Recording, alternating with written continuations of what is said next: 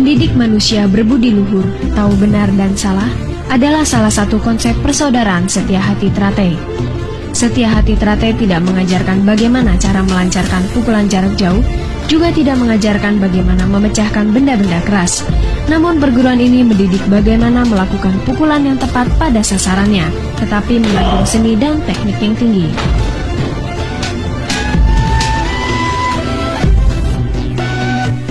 Untuk bergabung ke Setia Hati Teratai tidaklah sulit.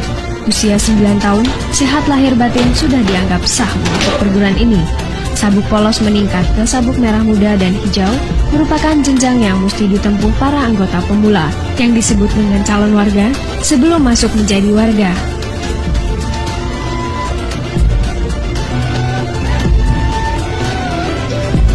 Materi latihan berupa paket senam yang terdiri dari 90 jurus. Sedang latihan fisik diarahkan untuk dapat melakukan gerakan teknik dengan mudah dan mantap yang mengarah pada kelenturan, keseimbangan, kekuatan maupun kecepatan. Dengan unsur pendukung latihan pembentuk daya tahan otot dan stamina. Latihan fisik merupakan bagian dari tahapan latihan untuk dapat mencapai prestasi yang baik.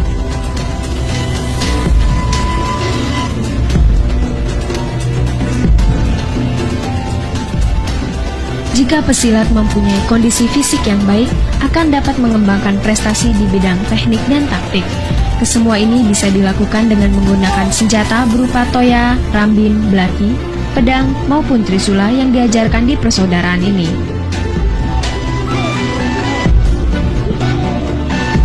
Melalui masa latihan selama 6 bulan untuk tiap sabuk, calon warga ini telah melampaui sabuk hijau akan berakhir di tingkatan sabuk putih.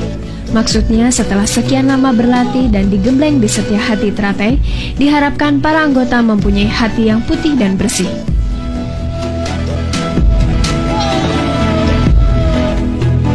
Ujian atau dikenal dengan istilah pendadaran, mengesahkan menjadi warga, dilakukan melalui hiking dari daerah Kresek menuju Padepokan yang berjarak sejauh 15 km, dan selalu dilakukan setiap tanggal 1 Suro.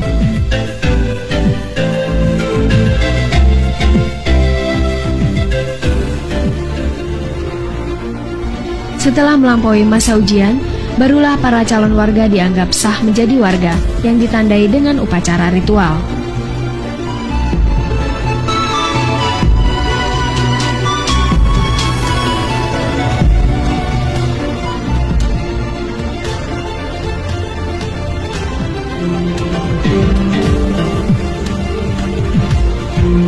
Persaudaraan Setia Hati Teratai. Nama organisasi ini menggunakan kata persaudaraan, bukan perguruan. Ini melambangkan bahwa hubungan batin atau jalinan kasih antar sesama warga yang tergabung di dalamnya adalah layaknya hubungan persaudaraan antar manusia dengan manusia berasal dari satu kandungan.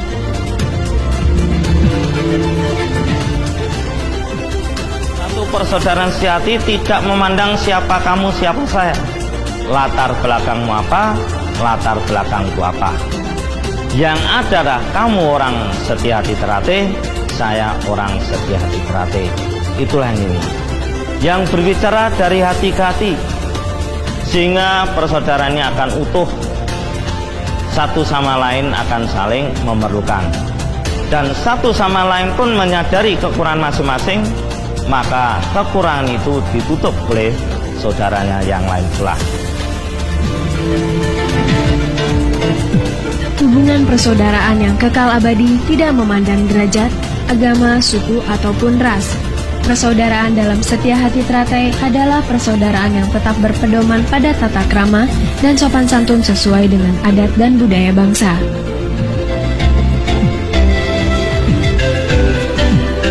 Korelasinya adalah bahwa di dalam tubuh Setia Hati Teratai tidak terdapat hubungan antara guru dengan murid.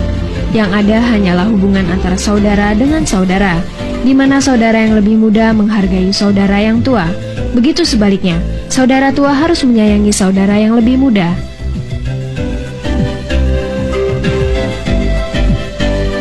Jumlah anggota yang begitu membengkak dirasa sulit untuk mengenal satu sama lain. Untuk mengakrabkan ikatan persaudaraan antar warga, maka Setia Hati Teratai menyelenggarakan turnamen persaudaraan Setia Hati Teratai Cup yang dilangsungkan tiap 3 tahun sekali. Turnamen ini bukan sekedar ajang memperkukuh persatuan persaudaraan, tapi juga merangsang prestasi para warga, di samping juga digelar kejuaraan pencaksilat antar mahasiswa.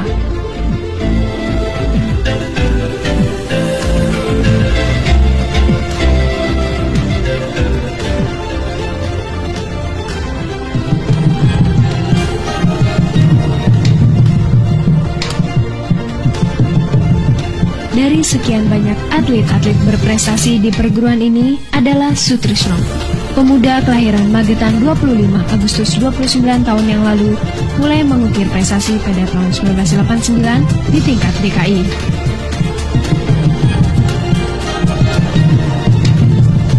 Mengaku pertama kali mengikuti pencaksilat atas dorongan dari kakaknya, Sutrisno kini benar-benar jatuh cinta pada olahraga milik leluhur.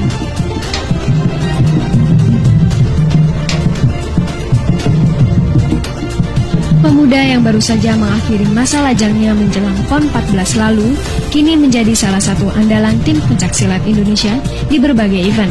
Namun, bagaimanakah pandangan Sutrisno terhadap perguruan yang telah membesarkannya?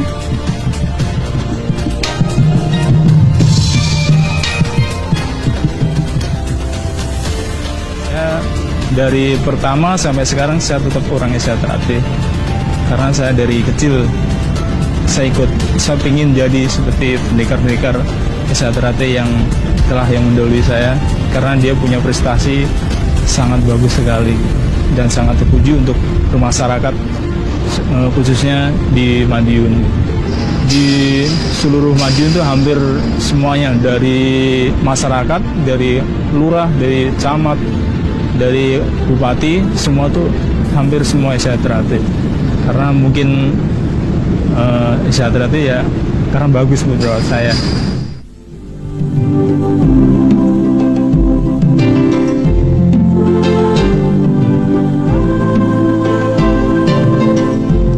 Berbagai event besar telah diikuti dengan hasil yang cukup membanggakan, mulai dari tingkat kejurnas, PON, bahkan kejuaraan dunia.